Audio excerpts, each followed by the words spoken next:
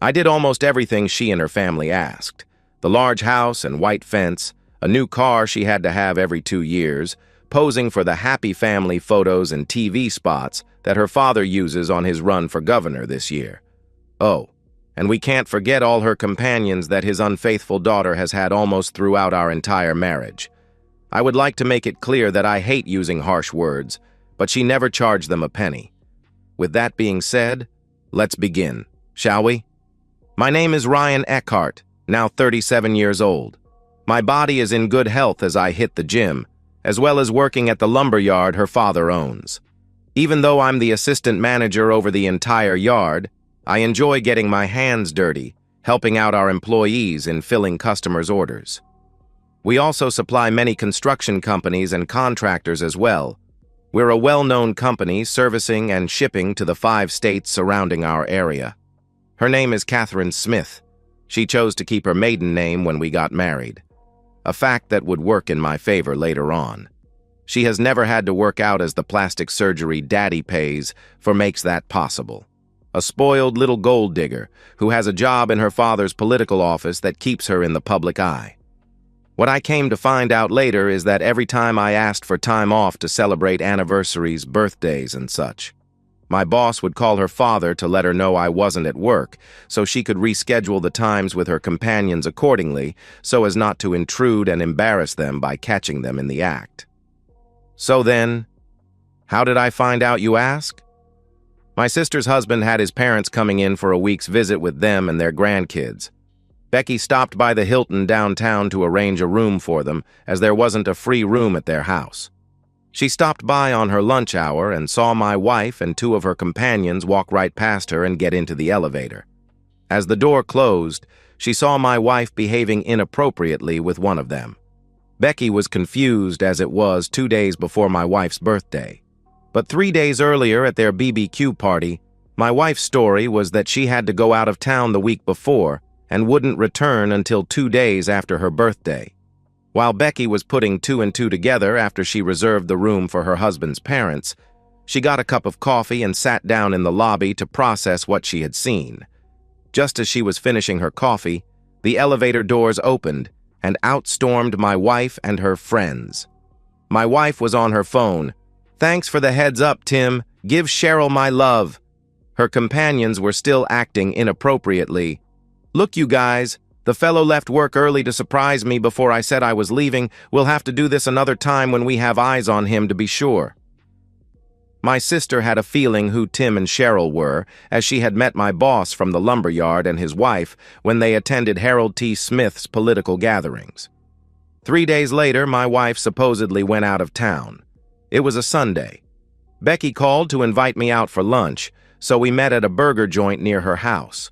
I arrived early because I hated being late for anything.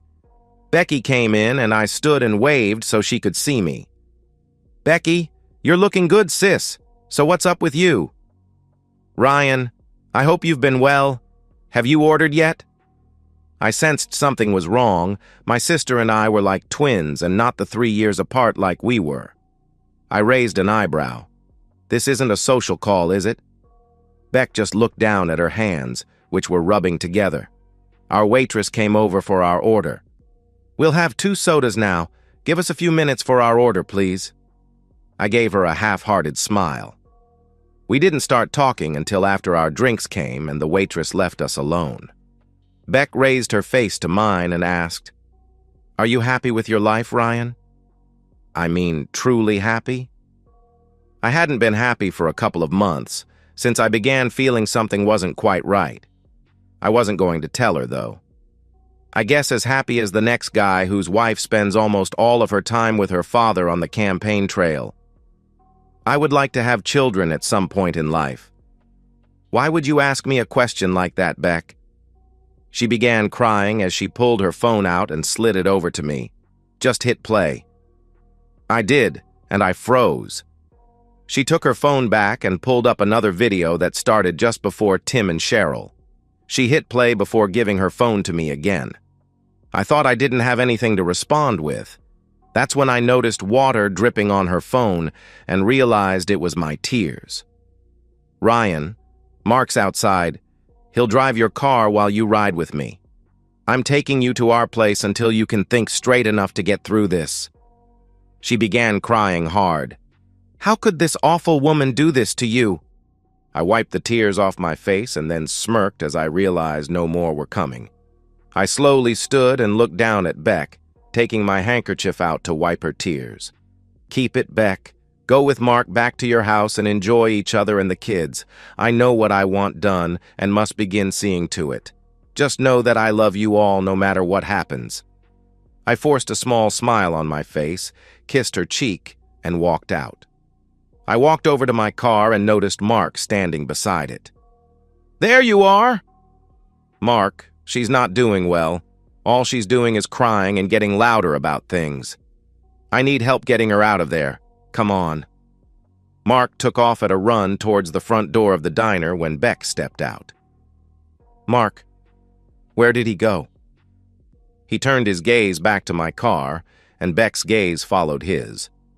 They both stood there and watched as I backed out of my parking spot, dropped it into drive, and drove out of the parking lot and onto the street.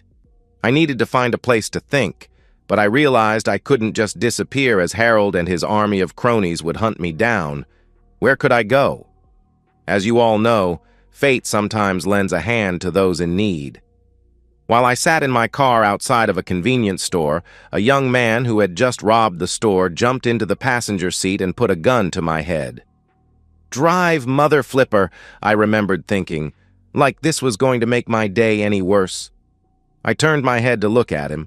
I had a wild look in my eyes, and his got a little larger when I said, "Yeah, jerk, let's drive," as I dropped the car into reverse and held the gas pedal to the floor. The car shot out backward into the busy street. We were hit first in the rear passenger quarter panel by a concrete truck, which in turn spun us around like a top into the other 2 lanes of traffic, getting hit multiple times as a result. I remembered hearing him scream, "Goodness, sweet Jesus!" I managed a small smile before I lost consciousness. The last thought in my mind was, "You're the one who said drive, buddy." I don't remember anything after that. I woke up in the hospital 3 days later, and when the feeling hit my brain as to how much my body was hurting, I prayed to God to let me go back to sleep. Didn't I have enough pain in my life already? I finally worked through the pain of trying to open my eyes, and a minute later I could focus enough to see Beck in a chair by the side of the bed. I gathered what strength I had to say, "Hey, silly, this is my bed. Go find your own." But it came out slightly below a whisper. Still, it was enough to make her raise her head up, and when she saw my eyes were open looking at her, she cried out and broke out in a storm of tears. A nurse came in to see what was going on and saw me awake. She hit the nurse call button on my bed. "Tell doctor Standen to get off of his nurse and get his rear in here now." Then she checked all the screens of the machines hooked up to me. "Mr. Eckhart. Ryan, can you hear me? Don't talk, just blink. Once for yes, 2 for no." I blinked once. "Good. You have been in an accident and the oxygen is to help you breathe.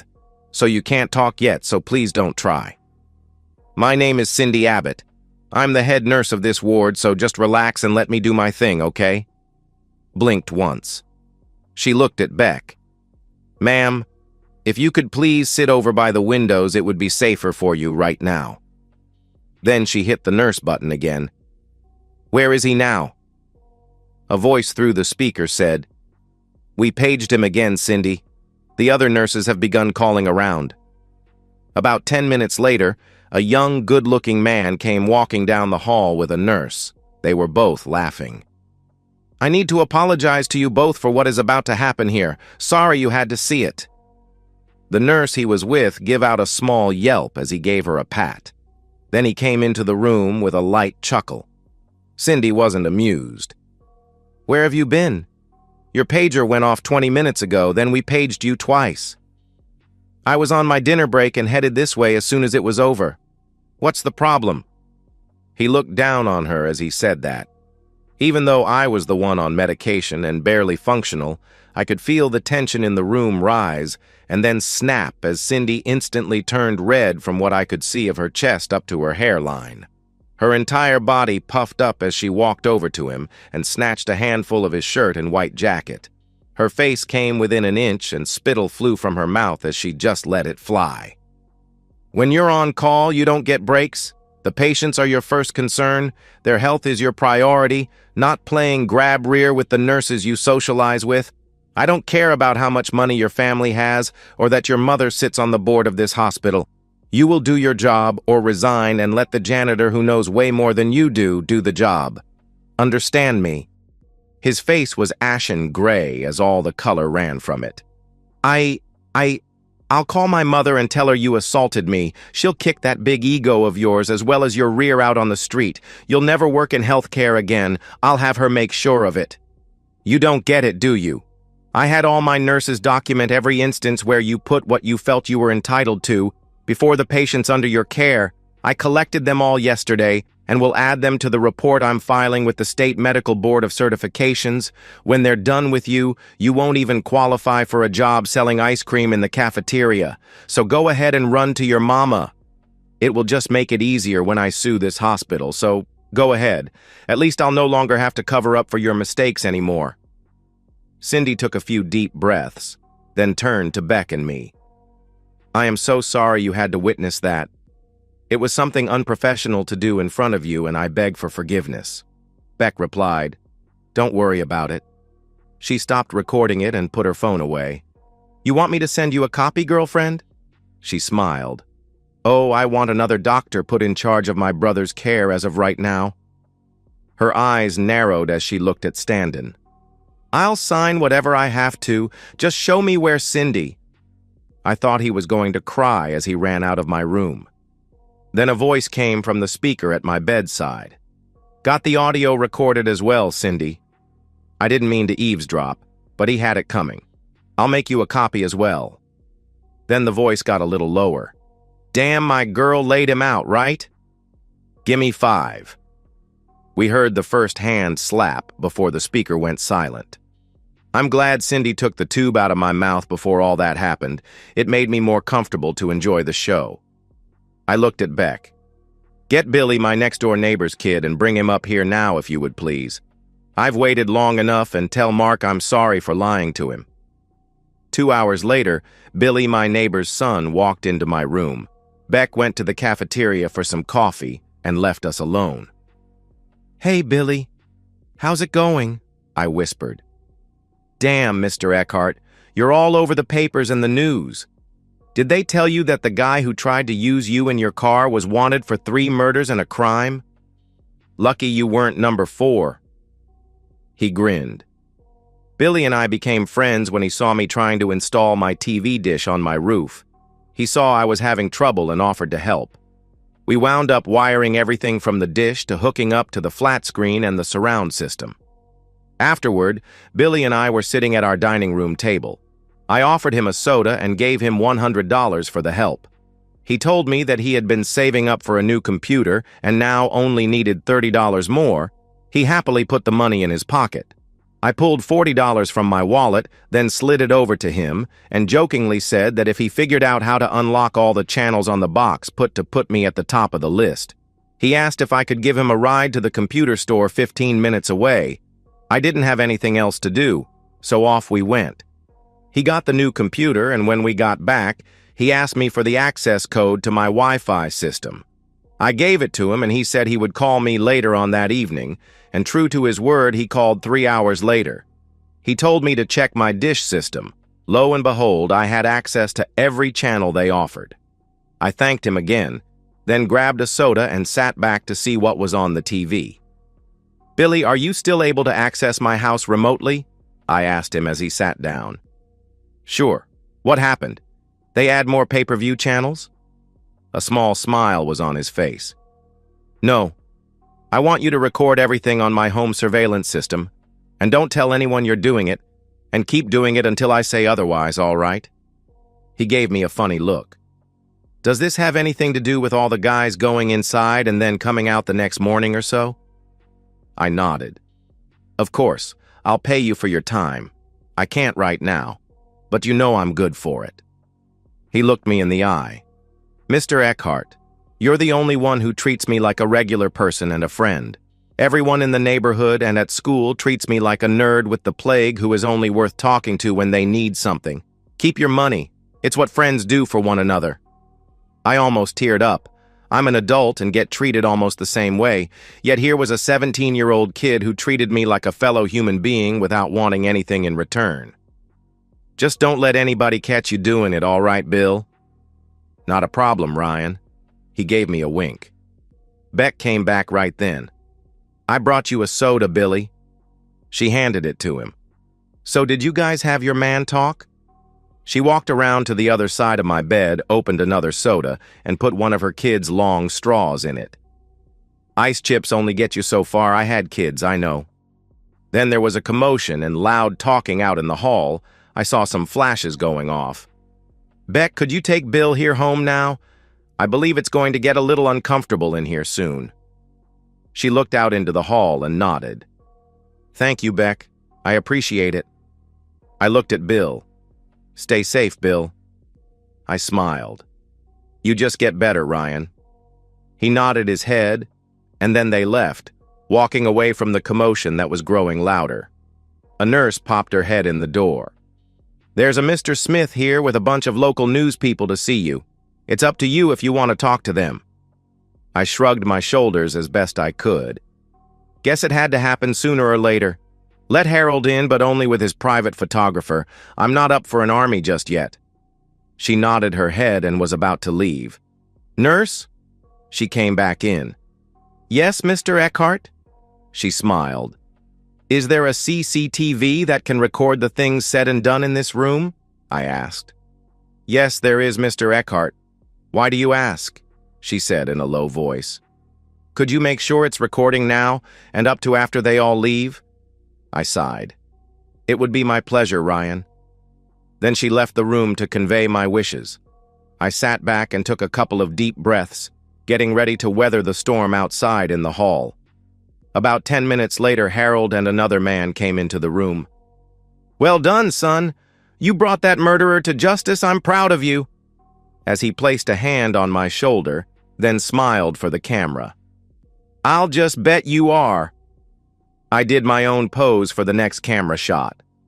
Harold's eyebrow lifted a little bit with that one. "So how are they treating you, my boy?" He didn't miss a beat, a true politician if ever there was one. "I spoke to your doctor and he assures me you'll be out of here soon. We need more people in this state who aren't afraid to stand up to the crime in our streets." I looked down at the recorder running on the rectangular plastic table they give you so you can have a hard surface to eat or write on. "I have 3 questions for you, Harold. Go ahead, ask away, and I'll give you the honest truth." The look he had in his eyes was not as commanding as when he first came in. "First off, I'm not your boy."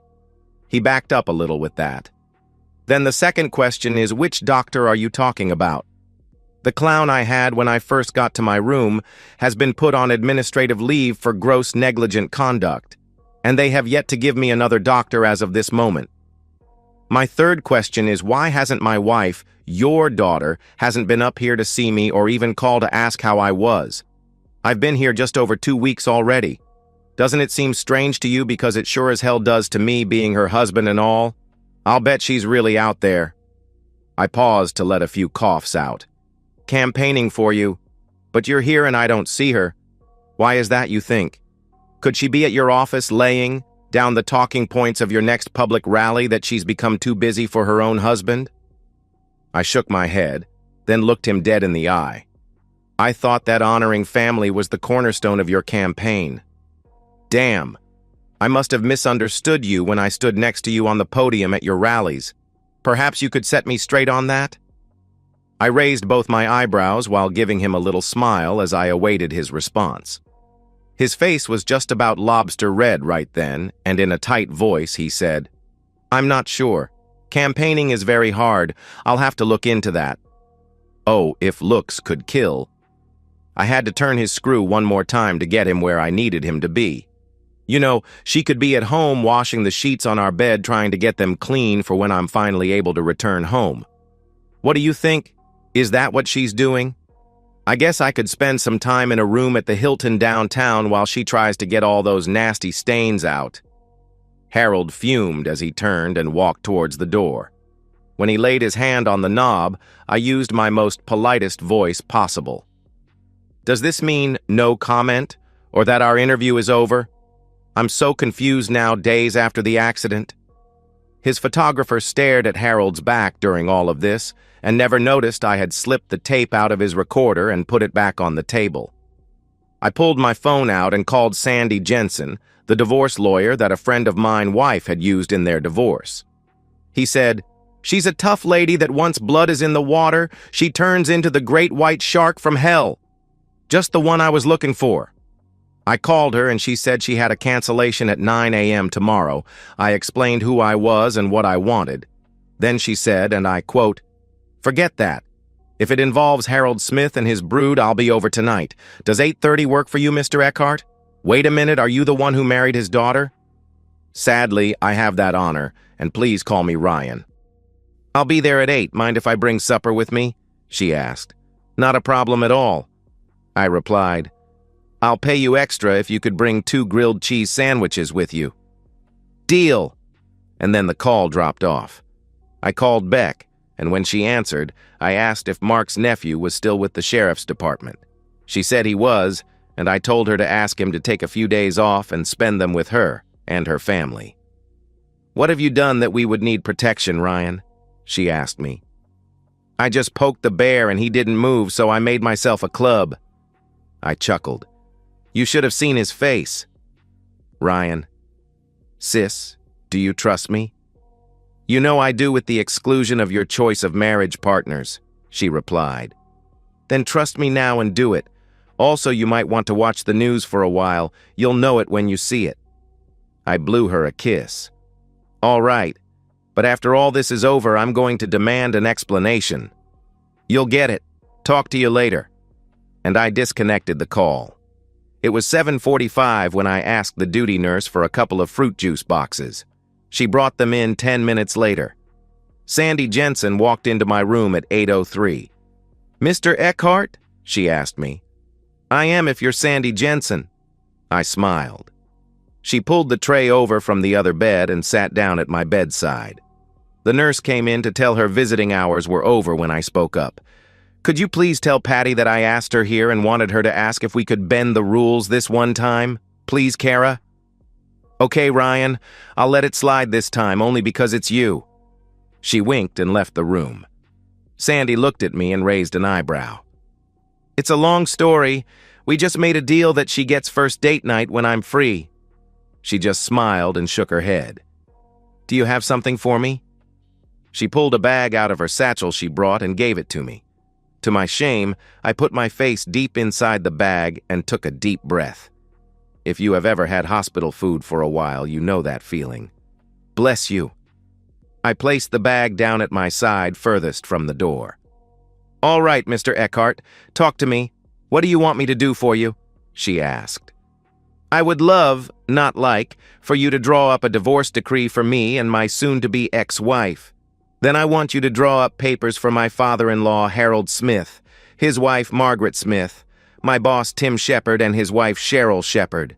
They manage a lumber yard owned by Harold Smith, for alienation of affection. I figure it will cost me a pretty penny, but I don't give a hoot. The server will only have to take pictures of Tim and Cheryl because I want my wife and her family served on the podium at their upcoming campaign rally. It's going to be broadcast statewide, and that should cover it." Sandy spit up a bit of her drink, but caught it with her napkin. "You play nasty, and I like it. 6 years ago, Smith was mayor and did a land deal under the table for his frat brothers to get rich on. It came down to 4 of the homeowners refusing to sell. Smythe never offered to give them more money. He hired someone to burn their houses down one night. Thank God no one was hurt. But the insurance companies never paid them anywhere close to what their houses were worth. My grandmother died in a retirement community a year later, almost penniless. So in her memory, I'm going to do this at almost half the usual rate." "Why, thank you," I mumbled with a mouthful of grilled cheese. "It's too bad you don't have any pictures, videos, or audio. That would put a big nail in their coffins," she complained. I swallowed the food in my mouth. Actually, I do as a matter of fact. With a Cheshire grin, what's your cell phone number? I then sent her both videos that Beck took in the lobby of the Hilton downtown. Then I gave her the tape I palmed of my interview with Harold.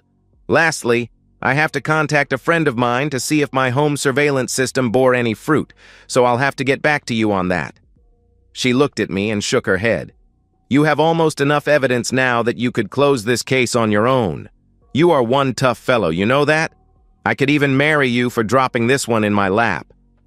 You need to speak with my attorney, Blake Edwards. He has a copy of the prenup that Harold had us sign to protect their money and companies from being included in a case involving a divorce.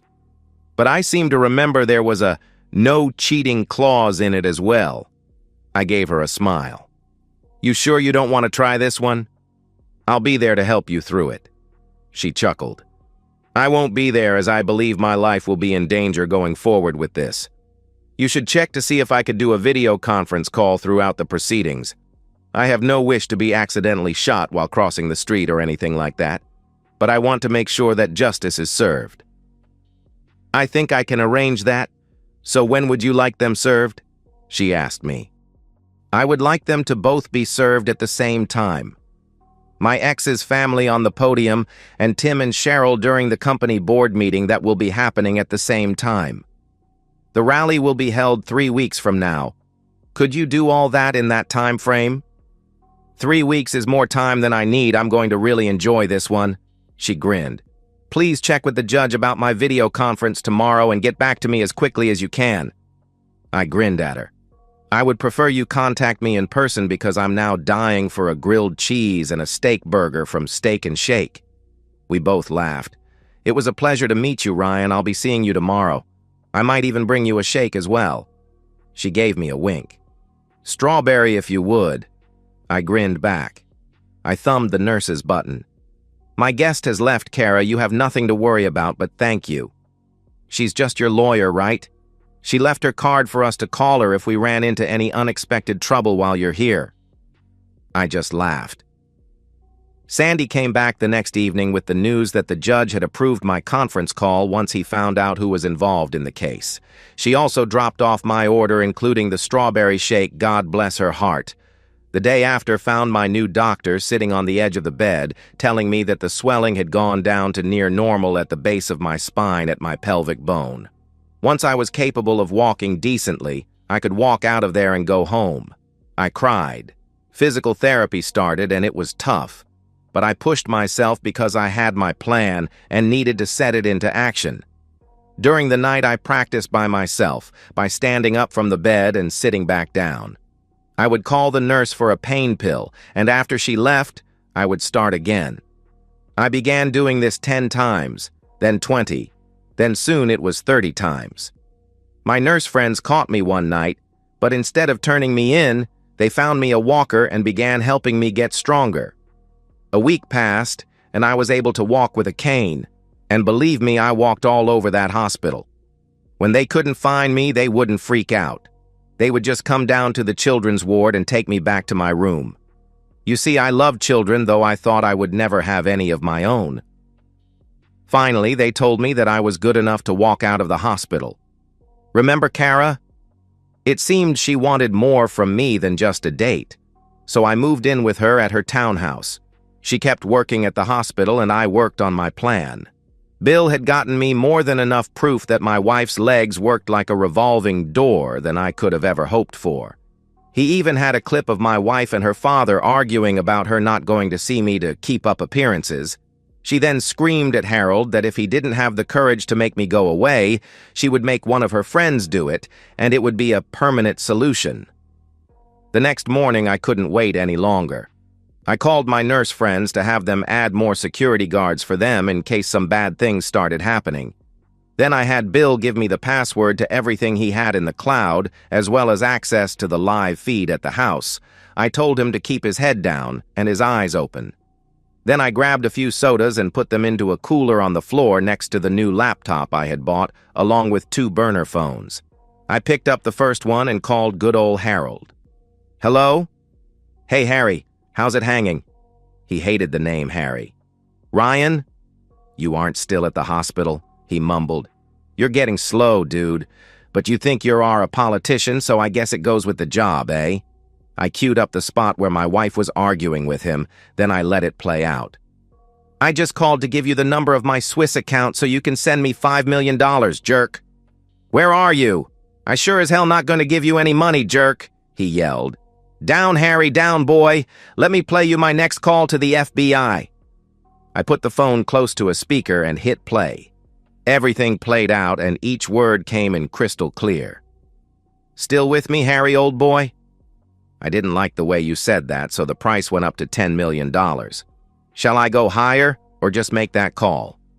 You and your daughter really stepped into a pile of trouble this time. Don't you think so? You jerk! I'll get you! He yelled. Sorry you feel that way, buddy, but if there's a troublemaker in the pile, it would be your wife.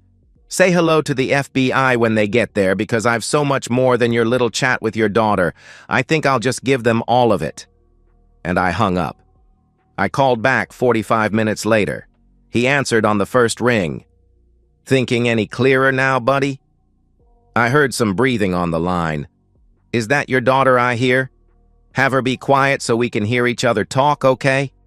Forget you, buddy. I should have handled you like I wanted to in the first place. Then we'd be set in the governor's mansion and you'd be gone. So testy, aren't you, lady? Least your father knows I'd be recording this call, so be quiet. It will cut down on the echo I'm hearing so I can hear Harry talk. And Harry? The price went up to $20 million since your daughter can't be quiet for even a minute. Sorry, guys. I have a call I have to take. Then I hung up again. I had already Googled to see who the top man in the FBI was for political corruption. I finished my soda, took 2 ibuprofen, and opened another soda. I called them again. They picked up right away. I gotta hand it to you, Harry. I don't know what you did to upset Agent Bellsworth so bad, but he really wants your posterior. I have him on hold on the other line, Harry. What should I tell him? Then I played a short segment of his wife calling her friends to extort money for his campaign. It's your call, old boy. What do I tell him? I'll catch up with you one day, Ryan. It's going to take a week for you to be sorry. Blah, blah, blah. He's waiting, I said. Give me the account number, fellow. I gave him the routing and account numbers. You got 15 minutes to make the transfer or I call him back. Then hung up again. He made it with 3 minutes to spare. Then it was time to call Timmy and Cheryl. Timmy, you old fellow, what have you been up to? Hopefully more than running the slush fund for Harry's money. I'm going to make you a one-time deal. If I hang up before it happens, you both will be having the FBI visiting the office as well as your home to take a peek into your walk-in safe you got there. Don't try to tip anyone off or call anyone because I've tapped all of the phone lines at the power station out front, and if my friend there sees his little meter registering a Wi-Fi call, it's all over as well. Do I have your attention? What do you want with us, Ryan? We haven't done anything to you, he replied. Nothing but kept your nose up my rear and call Harry or my ex-wifey whenever I was gone longer than I should have been, right? I was enjoying this. We had no other choice. You know what Harold would have done to us. He even sounded sorry just a bit. Well, the FBI is going to call me back in 20 minutes. If you and Cheryl don't wire $25 million from the slush fund to my Swiss account before then, well, I guess I'll just have to tell them everything I know. I hope you enjoy the rest of your lives being members of Club Fed. I'll be watching the account, and then I gave them the routing and account numbers. Remember, 20 minutes or all you'll see of your kids will be pictures that their adopted parents send you in prison. You know what? Make it $30 million. I hate having to listen to whiners. Then hung up. While I was waiting, I moved Harry's transfer to another account I had set up. You never can trust thieves, am I right? I didn't see the transfer, so I used the same trick I used on Harry. I called back. The FBI called me back earlier than I expected. I got them on hold on the other line. So what do I tell them, Timmy? It's your call. I'm going to call him right after we do this to let him know. Your life won't be worth anything after this, Ryan, he hissed. Blah, blah, blah. I'm not worried about him or you. Get that transfer done now. I'm getting tired of listening to your nonsense. I saw the transfer arrive in the account. There you go, Timmy. You won't have to worry about me again. Give my best to Cheryl and the kids. Then I hung up and moved the $30 million into the second account with the $20 million. I was hungry, so I ordered a large sausage and pepperoni pizza with extra sauce and extra cheese. Should be here in about 20 minutes. Who knew making $50 million would be so taxing on someone? After the pizza had arrived, I finished my soda and had another one with a slice of pizza to celebrate my good fortune. Then I put the next step of my plan in motion. I called Bill on his new phone and asked him if he had caught the account and routing numbers for the original accounts they both used to wire me their money. Like there was any doubt, Ryan. Just say when, and then in a couple of years I'll fly out to visit you guys. I had a blast working with you. Don't forget your new papers are in locker number 2714 at the airport, along with the disguises for the both of you. I'll miss you too. I nodded my head. We'll miss you too. Enjoy your vacation, my friend. Now drain the accounts and keep $50 million for your trouble, then put the rest in the first account. I'll transfer it over later on. It only took 10 minutes and it was done. $250 million. Then we ended the call. When Kara got home after work, I gave her a hug and a very passionate kiss. Did you say goodbye to everyone? She nodded and looked at me with her teary eyes. I'm going to miss all of them, baby. Not to worry, sweetness. When the time is right, we'll put them all on a cruise ship so they can enjoy being with us again. I kissed her tears away. Then I called Sandy to make sure everything was still a go. Yes, Ryan, everything is ready to go. You know I'll actually miss working with you, but where did you get $1 million to pay me? However, I did have a laugh when my bank called me to tell me it was a grilled cheese tip. That was cute. You deserved it, Sandy. After all your hard work and late hours, it was the least I could do.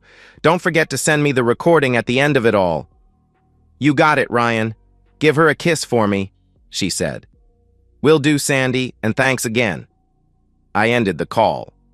I gave Kara the kiss from Sandy. Time to call our ride, baby. Kara picked up her phone to make the Uber call. I stepped into the next room to make my last call. When the operator said, "You have reached the main office of the FBI. How may I direct your call?" "Agent Bellsworth, please." "One moment and I'll connect you." I watched the world news from Portugal. I laughed the entire time as they showed the young blonde with a t-shirt saying, "Save the planet," on the podium handing out those manila envelopes. She smiled all the time. Then when she was done, she smiled at the camera and held her hand up showing the peace sign. "Peace out, everybody." Then she walked off the podium. We had hung white sheets in a three-sided position for background in the basement of our new house. I sat looking at a camera that the police provided as well as the monitor sitting next to it. An officer sat behind it all to make it legal. For once, I didn't have to stand when I heard the bailiff say, "All rise. The court is now in session. The Honorable Yuga Mackenzie presiding." I answered the questions the judge and both attorneys asked me. Then I was a free man. Then suddenly it sounded like all hell was breaking loose in the courtroom. The policeman had already disconnected the camera, but the monitor was still connected, but showing a picture on its side lying on the floor. All three of us were watching it getting more confused until someone cut it off. Then my phone rang 15 minutes later. It showed I had a text and an email from Sandy. Her text read, "Don't ask, just put it on your TV." I looked at my fiancé, then cast it onto the flat-screen TV. The screen erupted in what looked like a free-for-all inside the courtroom. We watched as a man approached Harold. "Mr. Smith, I'm Agent Bellsworth with the FBI. Both you and your entire family are under arrest on federal charges of..." Harold pulled his hands back and pushed the agent away. Then another agent shot him with a taser. They handcuffed him while he was flopping around on the floor.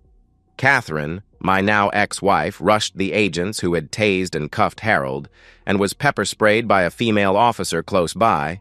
She cuffed her while eyes filled with tears as a result of being sprayed.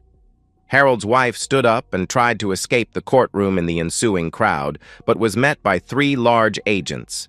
She just raised her head up and extended her hands as they cuffed her as well. Judge Mackenzie was banging his gavel till it broke. You could still hear him say, "Order! I am a federal magistrate and I will have order. The case of the Smith family versus the state will continue as soon as they recover and their counsel have arrived." They stood Harold up and had flushed my ex's eyes with enough water to stop the burning. Then Sandy walked over to the two of them. "Catherine, Ryan wants me to say, 'Now we're even, miss.'" Then she turned to Harold. "Hey, fellow, on behalf of Reba Carlson, I want to ask you, how does it feel now that karma has come to town?" Then she turned around to the camera and posed for a self-picture with all of them. Then she walked over to the camera. "So, tell me, Ryan, was it as good for you as it was for me?" She gave the lens a kiss. Then the camera spun around to show Bill. "Hope I didn't jerk the camera around too much for you. You two take care now." And then the video ended.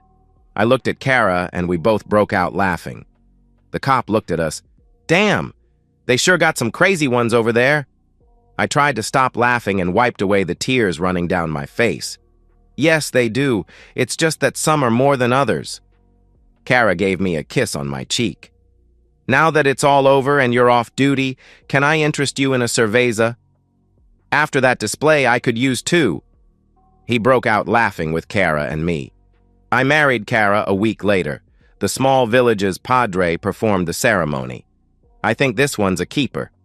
Our son Benjamin was born a year later. And so, we've reached the end of today's story. Was it what you expected, or did it take a twist you didn't see coming? I'm curious to hear your thoughts. Share them in the comments below, and let's get a conversation going. If this story kept you hooked, make sure to hit that like button. And if you're new here or just haven't subscribed yet, now's the perfect time to join our community. I bring you fresh, captivating stories every day, so click that subscribe button and turn on notifications so you never miss out. Thanks for watching, and I'll see you in the next one.